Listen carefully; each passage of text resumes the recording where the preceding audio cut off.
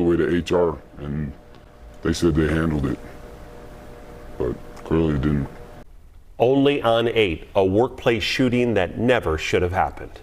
2 Las Vegas city maintenance workers police say were involved in last Friday's workplace shooting that left one of them dead, allegedly tried transferring to different locations. That's according to 2 other city maintenance workers who say management denied their request to transfer. 8 News Now reporter Aaron Ariano joins us in the newsroom after speaking with the 2 employees. Only on 8, who says this shooting was preventable. That's right. The city of Las Vegas revealing the name of the victim today, maintenance worker Joey McLean, who police say was killed by his own coworker Bryson Kim. 2 longtime city maintenance workers who agreed to speak with me on the condition they remain anonymous say inaction from management led up to the shooting.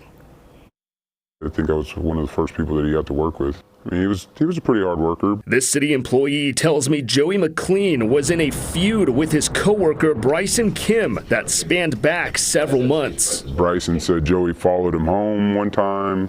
I don't know. I know it got to HR because HR said that they had dealt with it. It's not known what started the feud, but they say it came to blows Friday morning when they both got into a fight after clocking into work, after which Kim allegedly shot and killed McLean in the workplace. They hated each other. They wouldn't talk to each other.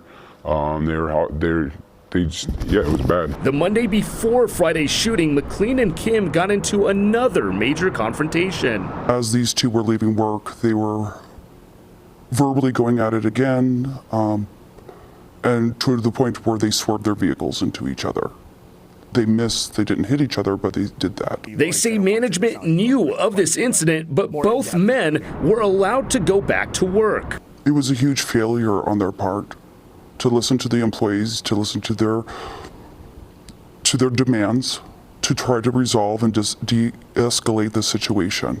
And because of that failure, now I have a coworker that is deceased. The employees tell me both men requested to transfer to different stations multiple times. They had every legal right, to remove one or the other or both from the situation. There's other positions open with the city that they could have happily worked. This should have never happened. And I go, Bryson was a good guy that got pushed to his limits.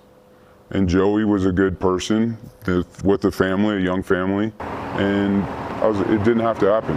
None of this had to happen. Late this afternoon, I reached out to the city of Las Vegas asking for a response to these claims that management allegedly knew about the volatility between the 2 and denied their requests to transfer. I was referred to Mayor Shelly Berkley's statement, which can be read on our website, 8newsnow.com. Reporting live in the newsroom, Aaron Ariano, 8 News Now. Bryson Kim's next court appearance is scheduled for tomorrow morning.